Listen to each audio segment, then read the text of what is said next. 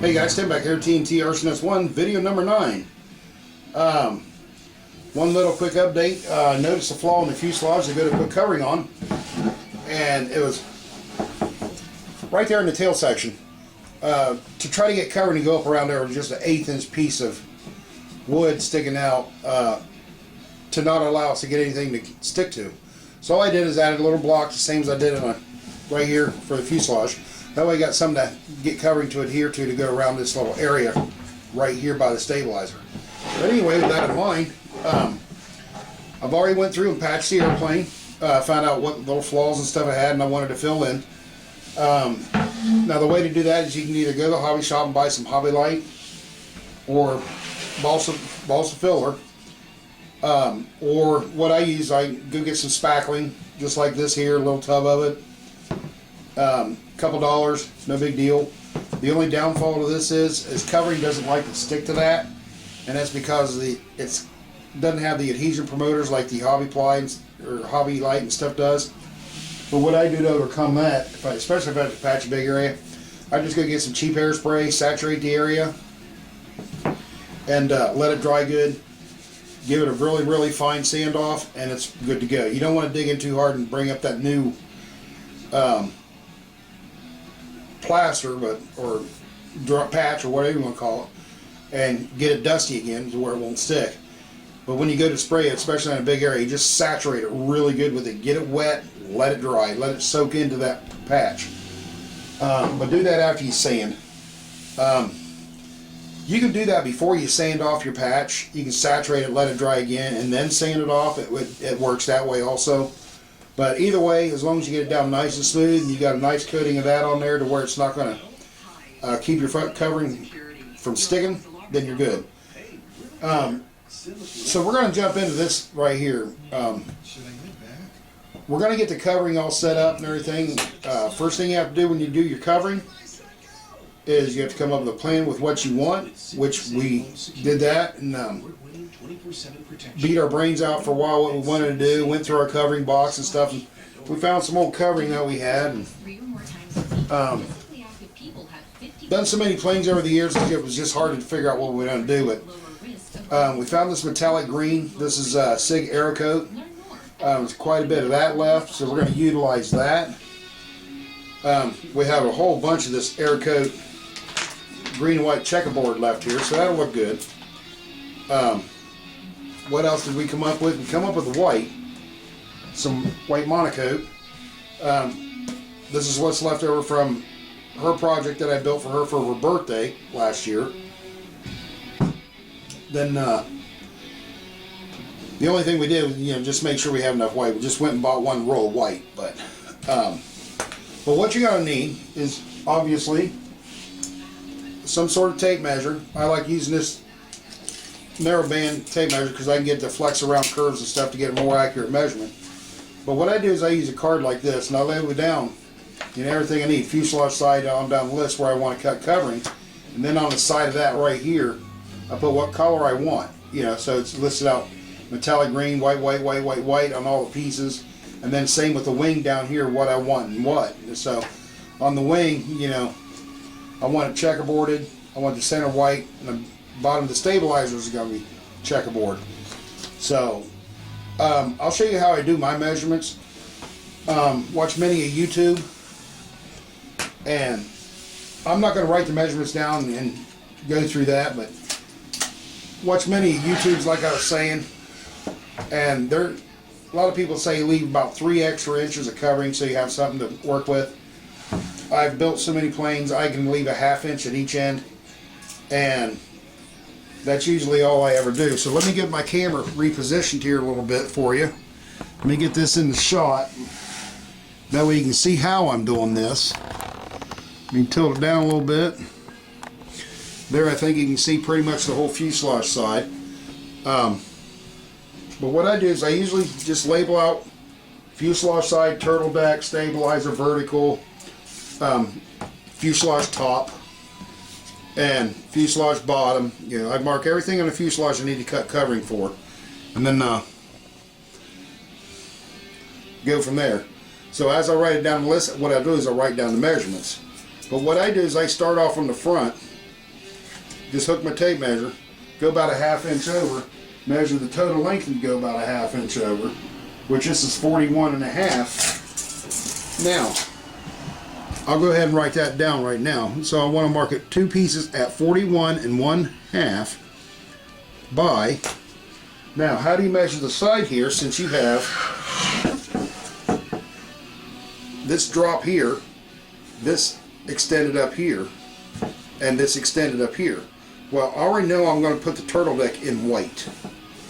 The plan is for the airplane, it's going to be white top, white through the turtle deck, white tail section with the metallic green trim on it. So we're basically just going to have a green fuselage side. But what you want to do is you want to set that on the bench, and you want to measure from the bench to your high point, which would be right here at the cockpit. And it's at 4.5 inches tall, but if you add your 1/2 inch, it'll be 5.5. So you want to make your fuselage width 5.5. So that'd be 2 fuselage sides, 4.5 by 5.5. And of course you label that out, as you can see up here, metallic green. And then what you're going to do is you're going to do that same thing for all the other surfaces. But what I want to do is tag on some ideas on how you can cheat on this in a way and not miscalculate some of your covering. The turtle deck, probably better off on this side. Some people will seam it right up on top here. I hate that. I absolutely hate doing that. The less seams for me on an airplane, the better I like it. So in this case, what I do is, since I have this little area right here that I can hook my tape to, I'll roll my tape to the high point of the turtle deck, which is 3 1/4. So that'll be 6.5 inches. So if I make that a 7.5 inch piece, I can wrap that turtle deck in one piece 7.5 inches and follow it through all the way to the tail section and just trim off the excess in the back here as I go.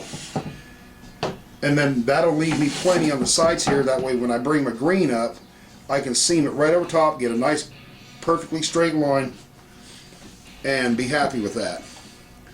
So we're going to make that a 7.5, but the length, if you notice, this is farther back than here, so you want to measure from the bottom where it's longest. So basically you want to measure your longest points and add your extra there. This is an actual 19 1/4 length. If I extend it about a half, I'm going to end up with 20.5. So you want to make that your 7 by 20.5, and you're going to write that down on your turtle deck by 20.5. Now some people would sit there and go through the meticulous trial and error of trying to measure this down and say, okay, it's this long here, this long here, this long here. You got the covering, just use it. You'll end up with a much happier result. The cockpit, what I'm going to do in here, I have some Ultra Coat carbon fiber. It's what I like to use inside the cockpit, and I'll do something on a dash, so that's no big deal. Now on the stabilizer, the way I want to mention to you how to measure that out, if you notice, you got a taper here in the front and straight on the back edge. Well, this distance and this distance doesn't really match up, because you got the taper of your fuselage coming from wider here to narrower here, which means this lengthens, that's shorter. So what I do is I measure the widest point, which would be back here, which is just under 7 inches, so we'll call that an 8 inch piece. And then you measure next to your fuselage and add your extra. So we want that white to be 8 inches. It's an actual 5. I can go 6.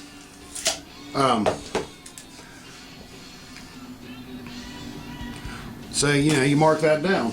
And then, of course, by each one of these pieces, you want to mark how many of those you want. Now, verticals are going to be the same way. Longest point, you want to measure it. And how many pieces do you need? And then not the turtle deck, I'm sorry, but the fuselage front will be right up here. Now, just keep in mind, the reason I'm measuring all this out and writing it down first is so I can get all my covering cut.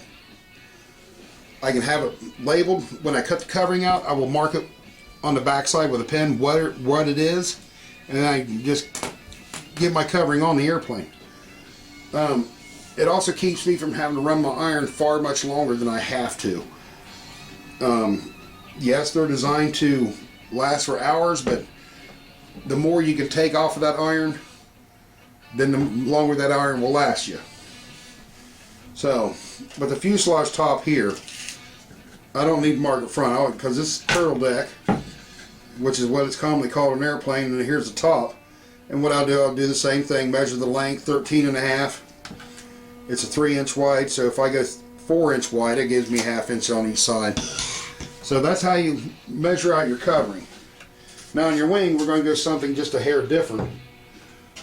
We're actually going to cut the wing covering a little bit too wide. Let me see if I can back my camera up and get the whole wing in here in such a way where you can see it. But you can see where the center is right here. Now since we're going with a checkerboard, let me show you something on a checkerboard. Not all coverings are the same with checkerboard sizes. These here I think are a 3/4 or a 1-inch checker. I don't remember. It's 1 inch. So if you want your checkerboard to be lined up, you know, when you go to put it on here, when you want that lined up, you want enough overhang on each nail to where you can line that covering front to back and end to end to where you end up with the same thing on each side. So that way you can get your checkers lined up. And the way I like to line my checkers up is I'll choose a spot on the wing. A lot of times just like right here in the leading edge sheeting, sometimes on the trailing edge sheeting, just all depends on where I want to go. And then line that checkerboard up on that, and then get my spacing down this way to where I start off with a full checker somewhere up in here. It's tapered a little bit in the back area, so it's going to go into other checkers, but that's okay. But you want to cut that covering big enough to where you can shift each side to where you get an exact match on each side. So, but being a full bottom checkerboard, let me find where I put my tape measure here. We're going to measure that, since we know it's a 1-inch checker, we're going to measure from the center here. This is just going to be white here. It's 22.5. So we're going to call it 23 and add an inch. We're going to make it 24. So that gives us 1.5 inches of playroom with the covering. So the wing bottom is going to be the checkerboard at 24. Then I'm going to hook my trailing edge, bend my tape around the front, and it's 12.5. So we're going to call it 13. So we're going to call it 14. That's going to give us an extra 1.5 inches. So it'll be a 14-inch piece by 24. And of course you're going to need one for here, one for here. So we'll write down on the bottom 14 by 24 inches. And then you're going to do the same on the stabilizer. You're going to add more excess on the bottom of the stabilizer. And so what we're going to end up with is we're going to have a complete bottom checkerboard wing, ailerons and all. You want to measure out your tail section and ailerons the same way. And especially like on this plane, we're going to go with a complete checkerboard bottom. So the bottom of the elevators and the bottom of the ailerons are going to have that even more extra covering to line the checkerboard up with your wing and your stabilizer. But you're going to measure your stabilizer here same way you did the top, just add enough extra to where you can get them checkers lined up the way you want. And you can always start right here in the back where it's nice and straight and get them checkers straight to the airplane. So anyway, with that in mind, let's get some covering out on the next video. And I'll show you with her and her and I's method of getting it all cut out, all trimmed up and everything, ready to put it on and possibly get out some results. So like I said, just keep that in mind with the checkerboard. Anytime you're using a covering, it's pre-textured. There's a lot of coverings out there that have the checkerboard pattern, stuff like that, and even if it's a bigger pattern, you just want to make adjustments for that. So this is Tim, TNT RC Nuts 1, and Ms. TNT RC Nuts 1 took the little hooligan out for a walk. So a beautiful day, and I'm stuck inside. So we'll see you in the next one, video number 10, and we'll share our method of getting covering cut out, and the video after that, I believe we're going to get the covering started on there. So all you guys that wanted to see the covering process will see that. So have a great one, guys.